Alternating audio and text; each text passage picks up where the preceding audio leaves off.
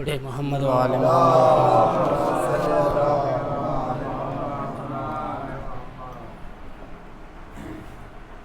یہ کون سی مستورہ ہے، کیا مانگ رہی ہے؟ اسلام کی خدمت کا صلہ مانگ رہی ہے، پردیس میں مرنے کی رضا مانگ رہی ہے، ہر صاحب غیرت سے ردا مانگ رہی ہے، افسردہ ہے افلاک سیاہ پوش زمین ہے،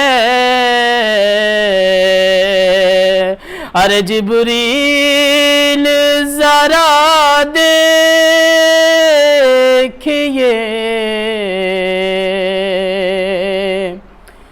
زینب تو نہیں ہے، اللہ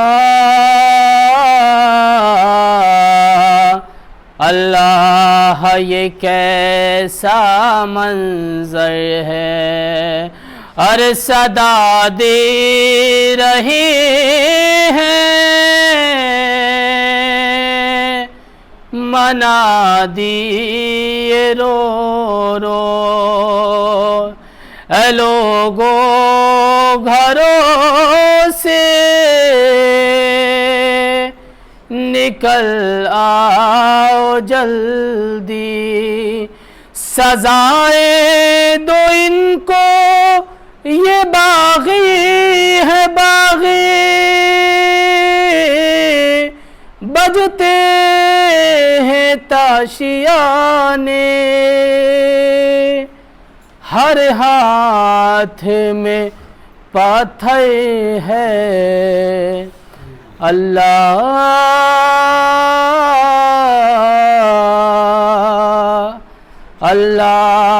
یہ کیسا منظر ہے۔ صلوات پڑھیے محمد و آل محمد۔ ایک اور صلوات پڑھیے محمد و آل محمد۔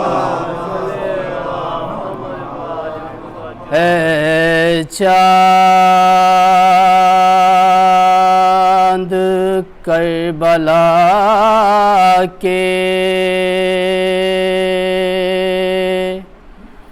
تو نے تو دیکھے ہوں گے، اے چاند کربلا کے تو نے تو دیکھے ہوں گے، اترے تھے اس زمین پر عرش بری کے تارے، اے چاند کربلا کے، اے چاند اس زمین کو رکھیو ہمیشہ ٹھنڈا، ہر سوتے ہیں جو یہاں پر زہرا کے ہیں یہ پیارے، اے چاند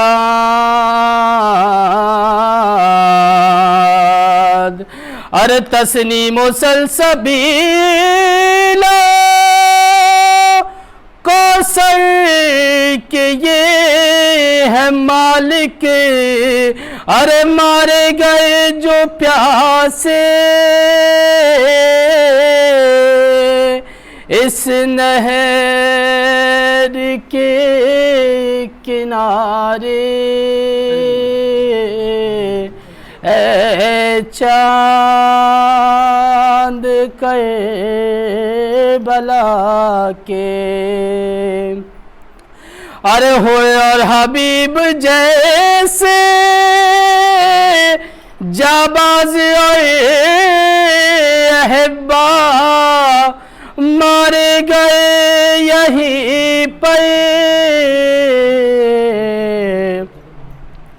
انصار و شہیداں۔ صلوات پڑھیے محمد والے۔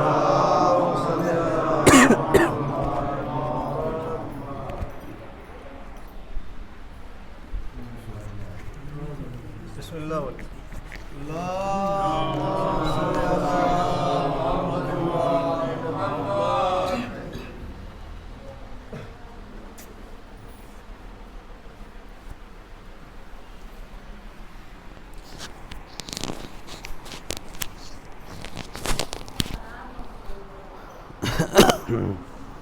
رحم اللہ من قرأ سورۃ الفاتحہ۔ بسم اللہ الرحمن الرحیم، ایاک نعبد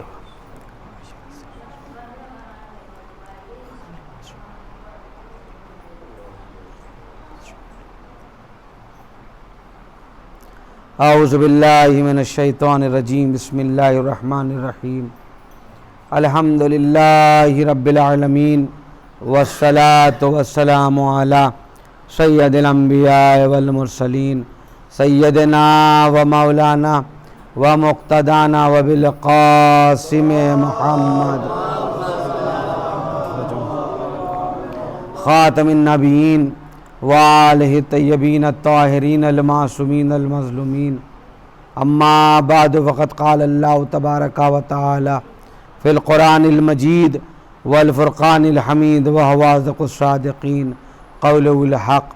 بسم اللہ الرحمن الرحیم، ان الدین عند اللہ الاسلام۔ صلوات محمد وعلی محمد۔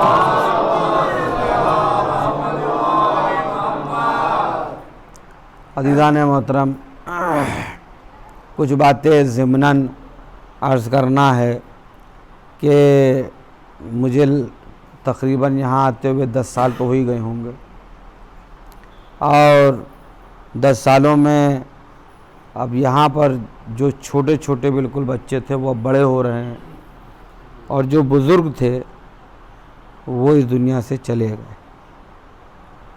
ہمارے بدر بھائی ایک خوش مزاج شخصیت تھے، ہمارے زاہد چچا، اعظم چچا بیچارے، سجاد صاحب، اور بہتیرے مومنین کے جو یہاں آیا کرتے تھے، آج وہ ہم کو نہیں دکھائی دے رہے ہیں، مجھے ان کے نام یاد نہیں ہیں۔ تو سب سے پہلے تو ہم یہ التماس کریں گے کہ ان مجالس کے انعقاد اور اس کو برپا کرنے میں جو ان لوگوں کا تعاون تھا، فقط آنے کا تعاون تھا، لہذا اس کے حوالے سے آپ حضرات ایک بار سورہ حمد اور 3 مرتبہ سورہ اخلاص کی تلاوت فرما کر کے تمام ان مومنین کو اور مومنات کو بخش دیں کہ جو ان مجلس میں تعاون کرتے رہے۔ بسم اللہ الرحمن الرحیم، ایاک نعبد و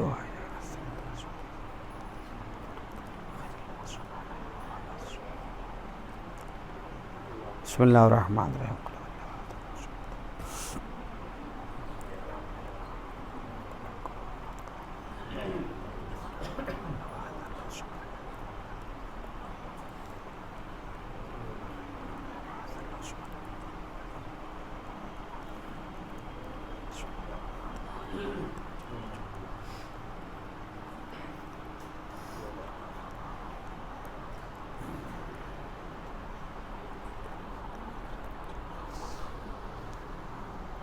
ایک مرتبہ بآواز بلند صلوات ارشاد فرمائے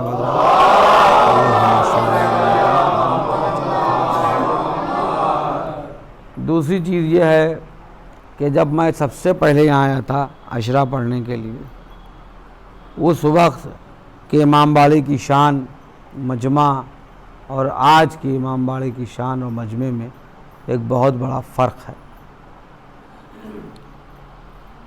لہذا یہ جو کچھ بھی ہے وہ سب آپ ہی لوگوں کی وجہ سے، شاہ جہاں پور کی عزاداری آپ لوگوں کی وجہ سے ہے۔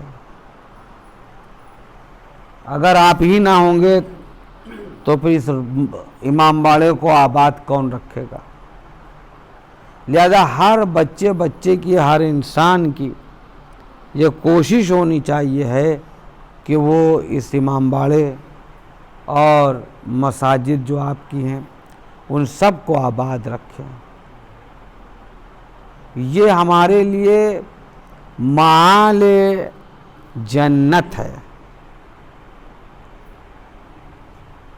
اور تمام فسادات سے اپنے کو مبرہ رکھیں، کیونکہ جتنی بڑی ذمہ داری ہوتی ہے اتنی ہی زیادہ باس پرس بھی ہے۔ مثلا جناب سلمان فارسی کے پاس دنیا کا سرمایہ کیا تھا؟ ایک لوٹا، ایک چٹائی، ایک چھوٹی سی جھوپڑی، مختصر سا۔ جب کسی نے پوچھا کہ سلمان آپ کے پاس تو مال دنیا میں سے کچھ نہیں ہے، اس کے باوجود آپ اتنا گریہ فرماتے ہیں، تو آپ نے فرمایا کہ نہیں، جتنا مختصر ہونا چاہیے تھا میرے پاس اس سے زیادہ ہے، اور میں ڈرتا ہوں کہ یوم حساب مجھے کتنی دیر تک کھڑا ہونا پڑے گا اس ایک چٹائی اور اس ایک لوٹے کے بس۔ انسان اس دنیا میں چاہے جتنا عیش کر لے، اگر وہ اپنے حقوق نہیں ادا کر رہا ہے تو یاد رکھیے کہ وہ بہت پیچھے جا رہا ہے اور اس کے سامنے ایک بہت بڑا حساب آنے والا ہے جو اس سے مانگا جائے گا اور اس کو اتنی دیر تک کھڑا رکھا جائے گا۔ مثلا میں اپنے ایک اگزامپل دے دوں، جب ابھی یہاں وقف بورڈ چینج ہوا لکھنؤ میں، تو کئی جگہ سے میرے پاس فون آئے کمیٹیز کے بزرگ ممبران کے کہ آپ یہاں کے متولی ہو جائیے، کہ آپ یہاں کے ہو جائیے، آپ یہاں کے ہو جائیے، ہم پوری انجمن تائید کر رہے ہیں۔ ہم نے کہا نہیں، ہم نہیں ہو سکتے، لوگ متولی کے لیے دوڑ رہے ہیں اور ہم کہہ رہے ہیں کہ نہیں۔ کیوں؟ جو دوڑ رہے ہیں وہ سمجھ رہے ہیں کہ شاید مجھے مال غنیمت مل گیا، مال غنیمت نہیں مل گیا، بلکہ ایک کانٹوں کی سیج ہے وہ آپ کو مل گئی۔ اس لیے جو انسان جتنا بچا رہے اتنا بہتر ہے۔ جو لوگ ذمہ داری اٹھائے ہوئے ہیں پوری قوم و ملت کو ان کا وفادار رہنا چاہیے۔ شکر گزاری کی بات میں نہیں کر رہا، وفادار رہنا چاہیے۔ جتنے بھی قوم و ملت کے بچے، یہ افراد، آپ مومنین، محبان اہل بیت، سب بالکل متحد ہو کر کے اس کا مظاہرہ کریں تاکہ شاندار آزاداری جو ہے وہ برپا ہوتی رہے۔ اب جو لوگ آزا خانوں کو بیچ کر کے چلے گئے، مثلا اس امام باڑے ہی کی زمین بیچ ڈالی آگے گیٹ کی، ان متولی صاحب کیا ہو رہا ہوگا؟ جو کچھ بھی انہوں نے کھایا پیا وہ کیا ہوا؟ ختم۔ جو بھی دیکھتا ہے وہ ان کو برا کہتا ہے، اور آخرت میں کیا ہوگا؟ تو اب آپ یہ بتائیے، وہ وقتی طور کے اوپر جو مزہ ہے وہ ابدی نقصان کا سبب بن جائے، کیا یہ عقل مندی ہے؟ نہ، عقل مندی یہ نہیں ہے کہ ہماری زندگی زمین کے اوپر اچھی گزر جائے، عقل مندی یہ ہے کہ ہماری زندگی زمین کے نیچے اچھی ہو جائے۔ جب قبر میں ہم جائیں، معاملہ تو وہیں سے شروع ہوگا۔ جب ہم قبر میں جائیں گے، قبر کی تنہائی میں کون آئے گا؟ قبر کی تنہائی میں کون ہوگا؟ گرمی، اندھیرا، تاریکی۔ اگر عمل اچھا نہیں ہے تو مولا علی تو نہ آئیں گے۔ اس گرمی کو کون برداشت کرے گا؟ اگر برداشت کرنے کی طاقت ہے تو جو دن چاہے کیجئے۔ رب بند کر کے دیکھیے ایک مرتبہ اپنے کو، جہاں سے ہوا کا گزر بھی نہ ہو، اس حجرے میں اپنے کو بند کر کے دیکھیے، پھر آپ کو قبر کا مزہ معلوم دے گا۔ یہ ہم کو ہمارے اوپر منحصر ہے کہ ہم اپنی قبر کو جنت بنانا چاہتے ہیں یا جہنم بنانا چاہتے ہیں۔ دو چیزوں کے راستے بہت سخت ہے، ایک جسٹس کا راستہ، جج اگر وہ صحیح انصاف نہیں کر سکا تو سیدھا جہنم میں، اور دوسرے متولی کا راستہ، اگر وہ مال امام کو بچا نہ سکا تو سیدھے جہنم۔ امام حسین علیہ السلام نے زمین کربلا پر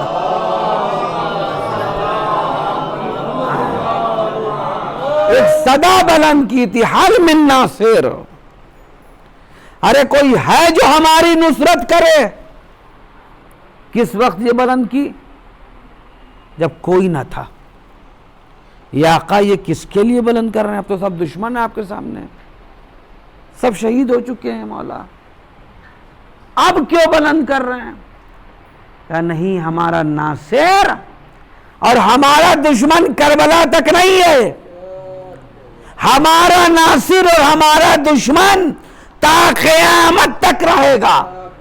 جو ہمارے مشن کو، ہماری تعلیمات کو اور ہمارے مال کو بچا لے جائے وہ ہمارا ناصر ہے، جو مٹا دے وہ ہمارا دشمن ہے۔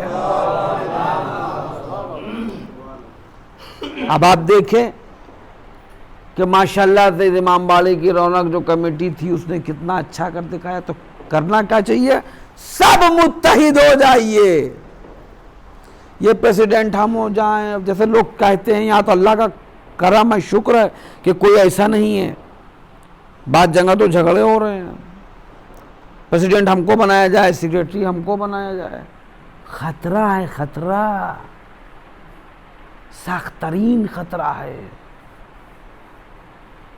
مٹی کی ایک ایک اینٹ کا حساب کر لیا جائے گا، ایک ایک اینٹ کا حساب۔ ہاں، سب قوت بازو ہو جائیے، اس شاہجہاں پور کی عزاداری کو دن دونی رات چوگنی ترقی دینے میں سب اس طرح ایک ہو جائیے جس طرح زمین کربلا کے اوپر حسین کے ناصر سب ایک ہو گئے تھے۔ یہی تو حسین کا مشن ہے نا، کہ ہمارے محبان جو ہیں وہ سب متحد ہو جائے۔ کوئی بھی جوان وہ جوان نہیں ہے کہ جو جسم کا جوان ہے۔ جسم کا جوان کو اسلام نے جوان نہیں کہا، قرآن نے جوان نہیں کہا ہے۔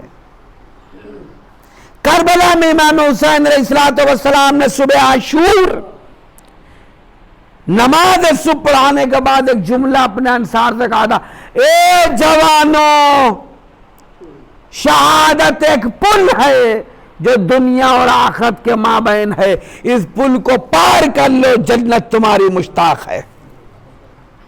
اب میں پوچھتا ہوں، حسین نے کہا اے جوانوں، اب زمین کربلا کے مجاہدین کو دیکھیے، انصار حسینی میں کون کون تھا؟ جہاں 90 برس کے مسلم ابن اوسجہ تھے، وہی شیر خوار بچہ علی اصغر بھی تھا۔ یعنی جوان حسین مسلم کو بھی کہہ رہے ہیں، جوان حسین علی اصغر کو بھی کہہ رہے ہیں۔ اس کا مطلب یہ ہے کہ جسم کا جوان جوان نہیں ہوتا ہے، ایمان کا جوان جوان ہوتا ہے۔ ایک سلوات پڑھیے گا بآواز بلند، ہے نا؟ غور فرمایا آپ نے؟ متحد ہو جائے، جس طرح یہ 5 انگلیاں متحد ہو جاتی ہیں سب کے سب، کہ یہ حسین کا مال ہے، کسی کی پراپرٹی نہیں ہے۔ ہماری یہ جو جسم ہے یہ ہماری اپنی پراپرٹی نہیں ہے۔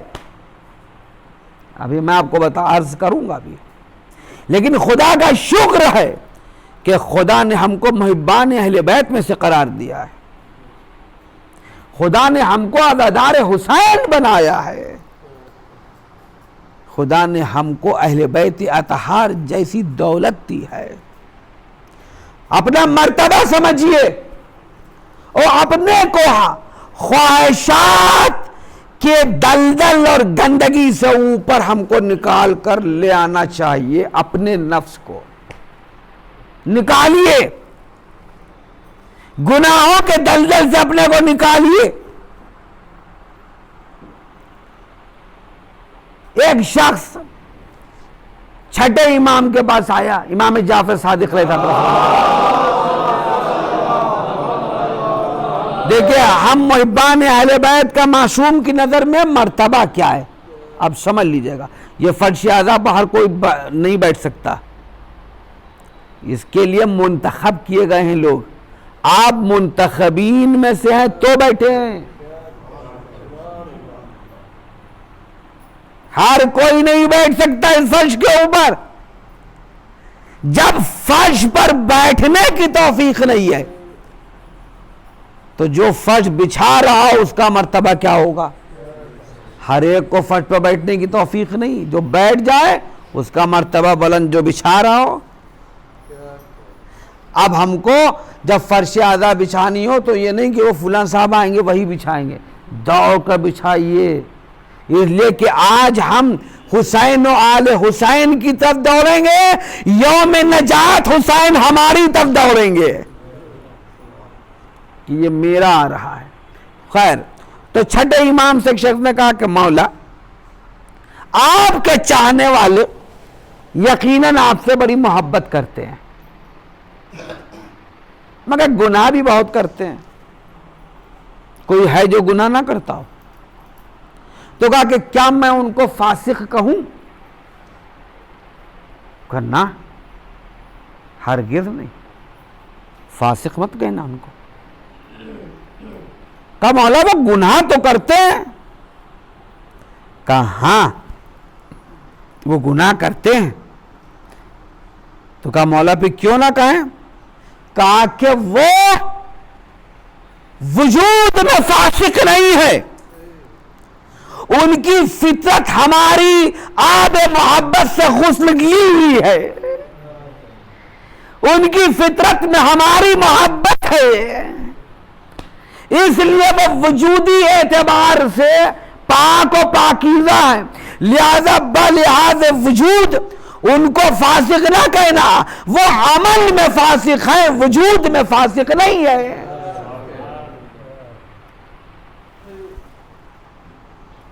خاموش ہو گیا۔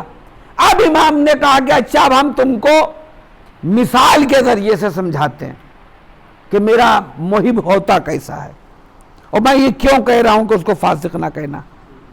کہا دیکھو، اگر اصلی موتی ہو، اصلی موتی، اور وہ نجاست میں پڑا ہوا ہو، تو کیا اس کا نجاست میں رہنا اس بنا پر کیا وہ موتی نہ رہ جائے گا؟ کہا کہ نہیں مولا وہ تو موتی رہے گا.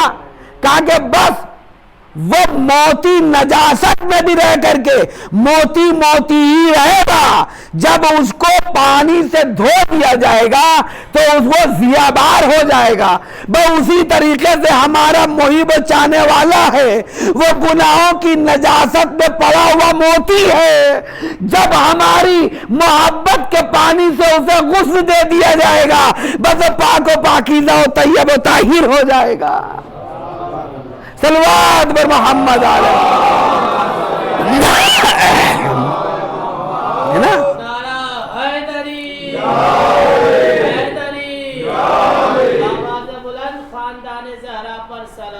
اللہم صلی وہ فرمایا آپ نے انسان کو چاہیے کہ اپنے گناہوں سے نکالے، آب شعور سے غسل دے اپنے کو. امام نے اس کو موتی کہا ہے اپنے محب کو. اب محب میں سب ہیں، امتی بھی ہیں، سب ہیں. جب امتی کو معصوم موتی کہہ کر کے پکار رہا ہے تو جو فاطمہ کی اولاد ہے اس کا مرتبہ کیا ہوگا؟ جب کسی نے معصوم سے کہا کہ مولا آپ کی اولاد میں سے جو لوگ برا عمل کرتے ہیں کیا ان کو برا بھلا کہیں؟ ہرگز نہیں، وہ ہماری اولاد ہے. اس کا احترام تم اس بنا کے اوپر کرو کہ اس کا رشتہ ہم سے ہے. اللہ اکبر. اس کا رشتہ ہم سے ہے. ارے جب معصوم اپنی نسلوں کی دوری کے باوجود غیر معصوم اولاد کو کہہ رہی ہے کہ دیکھو اس کی بے عزتی ہاتھا کو توہین نہ کرنا اس لیے کہ اس کا رشتہ ہم سے ہے، تو بھی اس اولاد کو بھی چاہیے ہے کوئی عمل ایسا نہ کرے کہ جس سے اس کے ماں باپ کو تکلیف پہنچے. کوئی ایسا عمل نہ کرے، جو ان کی سیرت ہے اس پر عمل کرے. ان کی سیرت کیا ہے؟ ان کی سیرت مولائے کائنات نے فرمایا کہ انسان کی سب سے بڑی اچھائی یہ ہے کہ وہ کسی کے دل کو خوش کر دے، اور سب سے بڑی برائی یہ ہے کہ وہ کسی کے دل کو دکھا دے. رسول کریم نے فرمایا دیکھو 3 باتوں کو سمجھو اور اس پر عمل کرو. یا رسول اللہ کون سی بات ہے؟ کہا دیکھو اگر تم کسی کے دل کو خوش نہیں کر سکتے تو اس کو رنجیدہ بھی نہ کرو، اور اگر تم نفع نہیں پہنچا سکتے تو نقصان بھی نہ پہنچاؤ، اور اگر تم تعریف نہیں کر سکتے تو اس کی برائی بھی نہ کرو. اب ان 3 ویلیوز کے اوپر انسان اگر عمل کر لے تو پھر اس کے گناہ اس سے دور ہو جائیں گے. یہ معصوم کے جملوں کا کمال ہے کہ اگر کسی ایک بھی حدیث و قول معصوم پر انسان عمل کر لے تو وہ تمام گناہوں سے دور ہو جاتا ہے. صرف یہ اتنی سی بات سوچ لے کہ ہم کو ان 3 باتوں پر عمل کرنا ہے. دیکھیے آپ سے کوئی گناہ ہوتا ہے؟ ہوگا ہی نہیں گناہ. ہاں سیرت کیا ہے؟ سیرت یہ ہے کہ دوسروں کے مددگار بنو، دوسروں کے ہمدرد بنو. خدا کی مرضی نماز روزے اور حج و زکوٰۃ سے حاصل نہیں ہوتی ہے، وہ تو کمپلسری عبادت ہے. اگر اس کو چھوڑا تو جہنم میں گئے. مسئلہ مرضی معبود کا ہے کہ میرا معبود ہم سے راضی ہو جائے.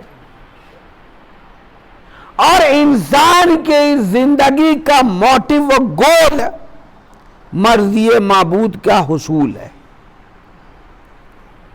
جناب داؤد نبی تھے، ان کے بیٹے جناب سلیمان کو اللہ نے بہت بڑی حکومت دی تھی.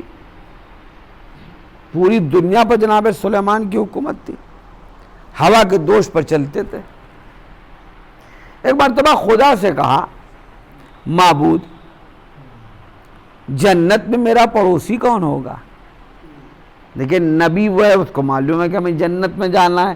ہم لوگوں میں سے کسی کو معلوم ہے کہ ہم جنت میں جائیں گے؟ جبکہ ہم سردار انبیاء کی امت میں ہیں. ہم کو اپنے گناہوں کا تو علم ہے، نیکیوں کا علم نہیں ہے کہ ہم نے نیکیاں کتنی کی ہیں. گناہ سب یاد ہے کہ ہم نے کتنے گناہ کیے ہیں. ہمیں نہیں معلوم کہ ہماری نماز قبول ہوگی کہ نہیں ہوگی، روزہ قبول ہوگا کہ نہیں ہوگا، حج قبول ہوگا کہ نہیں ہوگا، پتہ ہی نہیں کچھ ہم کو. ہم بس اسی میں بیٹھے ہیں کہ مولا بخشوائیں گے. مولا نے کیا کہا؟ برزخ کا معاملہ طے کر کے آنا. ہم وہاں بھی بیٹھے ہوئے خاموش، یعنی جن سے امید لگائی ہے وہ کہہ رہے ہیں برزخ کا معاملہ ٹھیک کر کے آنا، لیکن ہم آرام سے سو رہے. کوئی بات، مولا ہے، مولا ہے، مولا ہی تو کہہ رہے ہیں، اور کون کہہ رہا ہے؟ جن سے امید ہے وہی تو کہہ رہے ہیں. تو کہ معبود میرا جنت میں پڑوسی کون ہوگا؟ کہا داؤد. ایک شخص ہے جس کا نام ہے متا، وہ جنت میں تمہارا پڑوسی ہوگا. اب ظاہر سی بات ہے ایک تشویق پیدا ہوئی کہ ہم اپنے پڑوسی کو دیکھیں. کہا کہ معبود میں دیکھنا چاہتا ہوں اپنے پڑوسی کو کہ آخر اس میں کون سا ایسا کمال ہے کہ جس کی بنا پر اسے ایک نبی کا جنت میں پڑوسی بنایا گیا ہے. کہا جاؤ فلاں فلاں بستی میں چلے جاؤ، اس بستی میں اس کا گھر ہے، جا کر کے مل آؤ، سمجھ میں آ جائے گا کہ اس کو جنت میں پڑوسی تمہارا کیوں بنایا ہے. انہوں نے جناب سلیمان سے کہا، اپنے بیٹے سے کہا بیٹا سلیمان چلے، چل کر کے اپنا پڑوسی دیکھیں گے جنت میں کون ہے.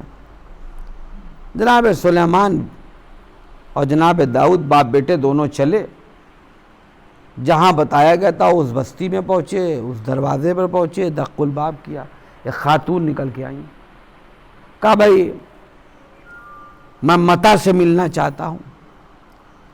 تو کہا کہ وہ تو جنگل گئے ہیں، جنگل، اور ابھی تھوڑی دیر میں آئیں گے. کہا کوئی بات نہیں، ہم منتظر ہوتے ہیں، ہم انتظار کرتے ہیں. دروازے کے باہر کھڑے ہو گئے. بہت غور سے سنیے گا، سارے نوجوان بھی ہمارے سنیں.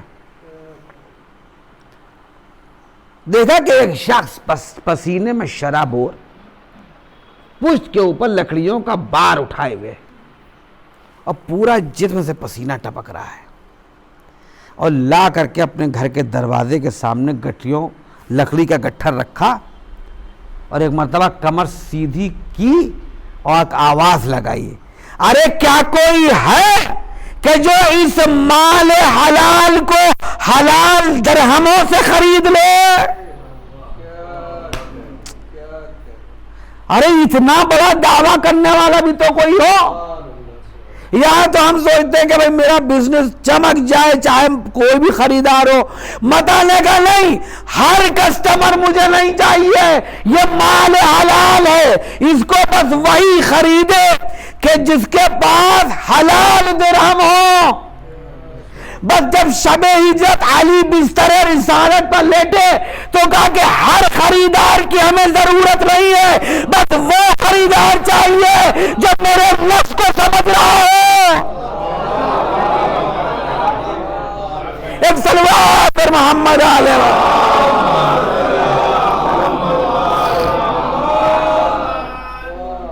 ہر خریدار نہیں چاہیے کہ کوئی بھی آ جائے خرید لے میرا مال۔ اب وہ خریدار آیا، کہا میرا مال، یہ میرے درہم پاک و پاکیزہ ہیں، پاک و پاکیزہ درہموں سے اس نے لکڑیاں خرید لے۔ اب یہاں پر ایک بات کہتے چلے، ہم بڑی محنت کر کے 100 روپے ہم نے کمائے، تو کیا وہ پاک ہو گئے؟ نہ، جب تک اس میں سے خمس نہ نکلے، مال امام نہ نکلے۔ وہ اگر آپ نے وہی استعمال کیے، دیکھیے آپ نے محنت سے کمائے ہیں، ہے نا، تو اس اور خبز نکالا، تو اس کی مثال ایسی ہے کہ آپ نے محنت کی کمائی سے ایک پھل خریدا لیکن بغیر طہارت کیے ہوئے اسے تناول کر لیا، تو جب بغیر دھوئے ہوئے اسے کھا لیں گے تو کتنے جسم میں نقصانات پیدا ہوں گے۔ طہارت کب ہوگی؟ جب خمس ادا ہوگا اپنی ہارڈ ارننگ میں سے۔ اچھا، اب جناب داؤد نے جب اپنی لکڑیاں بیچ لی تو ان سے کہا کہ آپ لوگوں کو میں یہاں دیکھ رہا ہوں کافی دیر سے کھڑے ہوئے ہیں، لہذا خیریت تو میں آپ ہی سے ملنے آیا ہوں۔ ارے مجھ سے آپ ملنے آئے ہیں، تشریف لائیے، کھانا کھا کے جائیے گا۔ انہوں نے کیا کہا؟ کھانا کھا کر جائیے گا۔ اب ہم لوگوں کے گھروں کا دستور بدل گیا، پہلے 20 دن مہمان آتے تھے، اب تو کہتے ہیں کہ یہ کہاں آ گئے، اور یہ چلے جائیں تو دسترخوان بچھانا۔ تو جب یہ تصور پیدا ہو گیا تو جتنی برکتیں تھیں وہ بھی چلی گئیں، اور برکتیں ہیں وہ مولوی صاحب کوئی بچتا ہی نہیں ہے۔ آتا تو بہت، اللہ دیتا خوب ہے، 50,000 روپے میری سیلری ہے، 25,000 لڑکا لاتا ہے، اور چھوٹا والا بھی 20 لے آتا ہے، 70-1 لاکھ کے قریب ہو جاتی، لیکن بچتا کچھ نہیں۔ ارے بچے گا کیسے جب آپ مہمان سے بچ رہے ہیں جو برکتوں کا لانے والا ہے، تو بچے گا بھی نہیں۔ کرائی تشریف لائیے، بیٹھیے، آپ حجرے میں بٹھا دیا۔ اب جو درہم و دینار ملے تھے اس سے آگے گندم خرید کے لائے، اس کو پیسا اور پیس کر کے اس کی روٹیاں بنوائیں، اور پھر دسترخوان بچھایا۔ جناب داؤد و سلیمان تک آئی تشریف لائے اور خود بھی بیٹھ گئے۔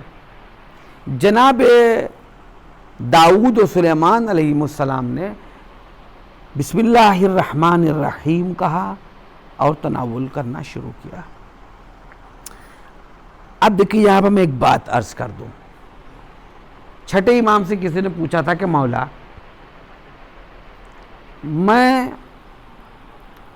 جب کھانا کھاتا ہوں تو میرے پیٹ میں درد ہوتا ہے، اب دیکھیے دوا بتائی جا رہی ہے آپ کو، یہ درد کیوں ہوتا ہے؟ تو کہا تم کھانے پر بسم اللہ کہتے ہو؟ کہا کہ مولا بسم اللہ الرحمن الرحیم ہم کہتے ہیں لیکن پھر بھی درد ہوتا ہے۔ تو کہا کہ تم کیا چیز تناول کرتے ہو؟ کہا مولا بس وہی روٹی، کھجور، اور ساتھ میں جو کچھ بھی سلاد یا مرغن غذا کوئی ہوئی، سالن والن۔ تو کہا کئی چیزیں ہو گئی؟ چاول آمل کا مانا 4-5 چیزیں ہو گئیں۔ کہا چیزیں کتنی تناول کر رہے ہو؟ 4۔ بسم اللہ کتنی مرتبہ کہا؟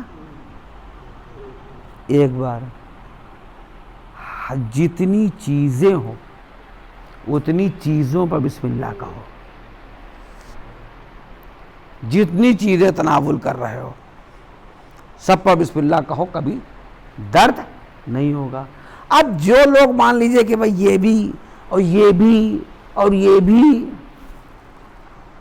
اب ان کو بسم اللہ تو یاد رہے گی نہیں، اور جو مختصر کھاتے ہیں انہیں بسم اللہ الرحمن الرحیم کہا، تناول کیا، شفا، تندرستی، خیر. تو وہ کھانا شروع ہوا. لیکن جناب متا کا یہ عالم تھا کہ جب لقمہ اٹھاتے تھے تو کہتے تھے بسم اللہ الرحمن الرحیم، اور جب اتارتے تھے تو کہتے تھے الحمدللہ.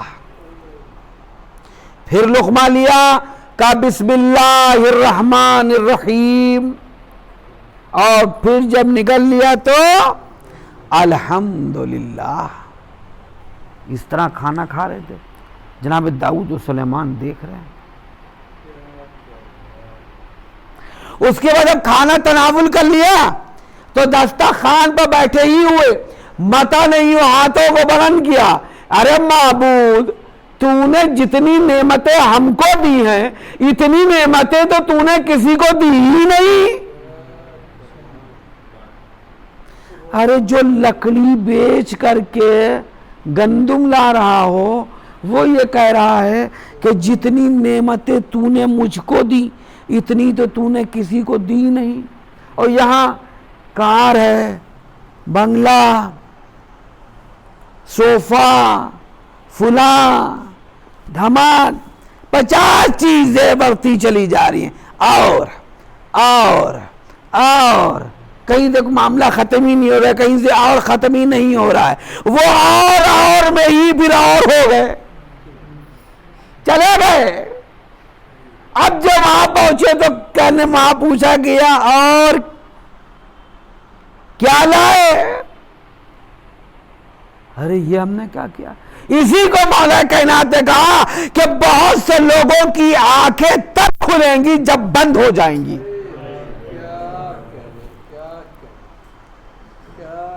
یہاں اور ہی میں لگے ہوئے، ابھی اور جمع کر، ابھی اور جمع کر، ابھی اور حج کیا. ارے مولی صاحب بھی کر لیں گے، ابھی تو کیا کیسی باتیں کر رہے ہیں آپ، بہت ٹائم ہے ابھی. ہاں آپ کو موت کا وقت معلوم ہے؟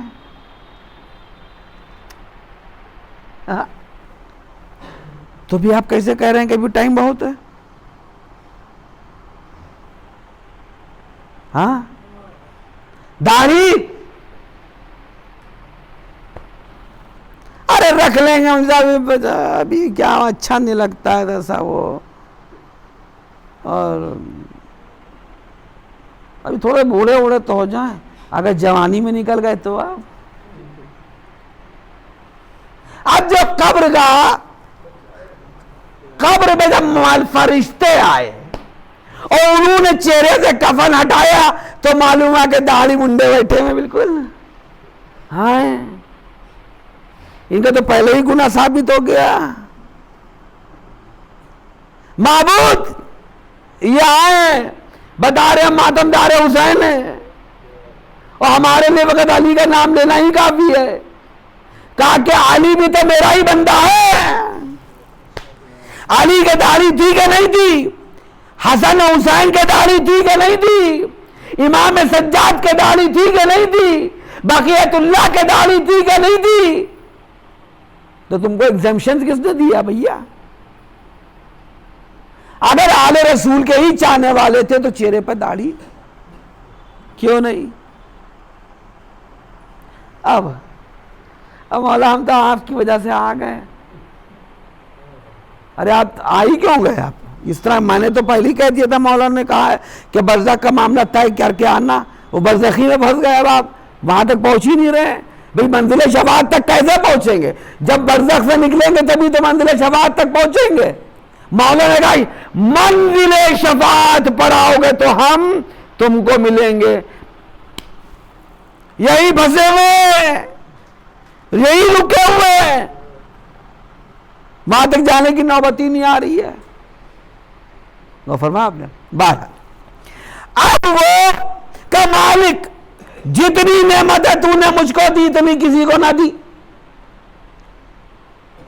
کہا اے مالک یہ جو لکڑی میں لے کر کے آیا اس کا خالق میں تو نہیں ہوں، اس کا خالق تو ہی تو ہے.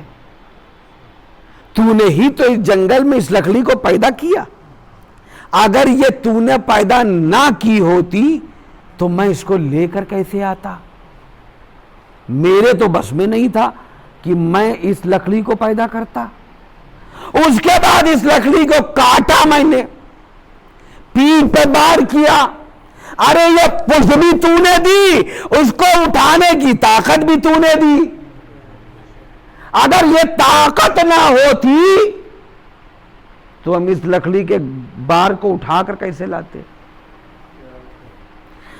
مالک, اس کے بعد خریدار بھی تو نہیں بھیجا.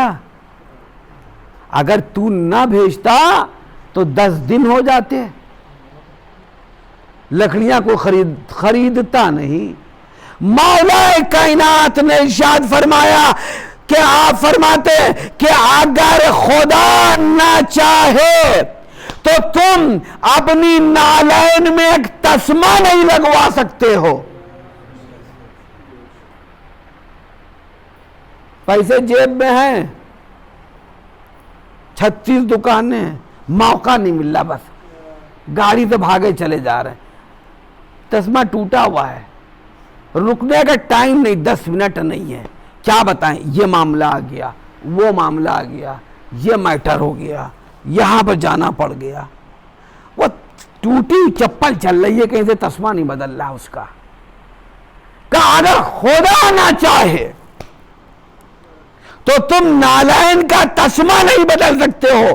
اسی کو رسول نے فرمایا اگر خدا نہ چاہے تو اگر ہم چاہیں بھی تو تمہاری ہدایت نہیں ہو سکتی ہے. خدا چاہے گا تو تمہاری ہدایت ہوگی. اور فرمایا آپ کا. اب جناب متا کہتے ہیں کہ معبود, اس مال حلال سے ہم گندم خرید کر لائے. یہ گندم کا خالق کون ہے؟ کیا اس متا نے پیدا کیا ہے؟ بھئی آپ ہم سبھی حضرات چاول, دال, بہترین روٹی, خمیر روٹی لائیے گا, بڑی عمدہ بنتی ہے. تھوڑے سے پراٹھے بنوا لیجئے گا, گھی دیسی لگوا کر کے. ارے یہ دیسی گھی کا مٹیریل دے کون رہا ہے؟ اپنے آپ پیدا ہو رہا ہے. یہ گندم کہاں سے آ رہی ہے؟ یہ اپنے آپ آ رہی ہے. کہا کہ معبود یہ گندم بھی تو نے ہی پیدا کی, اور پھر اس کو پیسنے اور روٹی بنانے کی سمجھ بھی معبود تو نے ہی دی ہے. اگر تو نے عقل نہ دی ہوتی تو ہم کچھ نہ کر سکتے تھے. یہ تو نے مجھے عقل دی, تب میں اس کو پیس رہا ہوں, اس کی روٹی بنا رہا ہوں. یہ میرے پروردگار, تو نے اس گندم کے ذریعے سے ہمارے جسم میں طاقت بخشی ہے. ارے تو جو طاقت تو نے ہم کو دی ہے تو کیا میری بندگی کا تقاضا یہ نہیں ہے کہ ہم اس طاقت کو تیری اطاعت میں صرف کر دیں؟ ایک سلوات پڑھیے گا بابا دے بلا صاحب.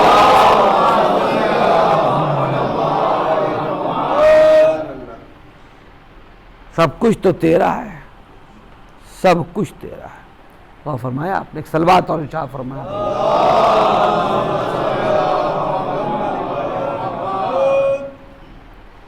ایک واقعہ اور سن لیجئے, بس بات تمام کر رہا ہوں. دیکھیے, ہمارے آئمہ, ہمارا خدا ہم سے بہت محبت کرتا ہے, اس میں کوئی دو رائے نہیں ہے. ہم سب سے محبت کرتا ہے, لیکن جیسے میں نے کہا تھا کہ ہمارے ذریعے سے ان کو تکلیف نہیں پہنچنا چاہیے, تو بھی ہماری یہ کوشش رہنا چاہیے. چلیے اب اس واقعے کو کل بیان کریں گے, وقت ہو گیا. حسین ابن علی علیہ السلام خدا کی رضا کے لیے اپنے گھر کو قربان کر رہے ہیں. امام حسین علیہ السلام نے کیا ارشاد فرمایا؟ اے میرے معبود, ہم نے اپنا گلا, اپنی اولاد, اپنا مال سب کچھ تیری راہ میں دے دیا اس لیے کہ تو ہم سے راضی رہے، تو ہم سے راضی رہے۔ ارے علی و فاطمہ کی بیٹیاں ہیں، علی و فاطمہ کے بیٹے کا نام حسن و حسین ہے، سرداران جنت ہیں یہ، ان کے بغیر جنت میں کوئی قدم نہ رکھ سکے گا۔ ان کے گلے پر شمر کا کند خنجر۔ ہاں آج چاہتا یہ ہوں کہ امام حسن علیہ السلام کے مختصر مصائب پڑھ دوں، ان کا بھی ذکر ہو جائے۔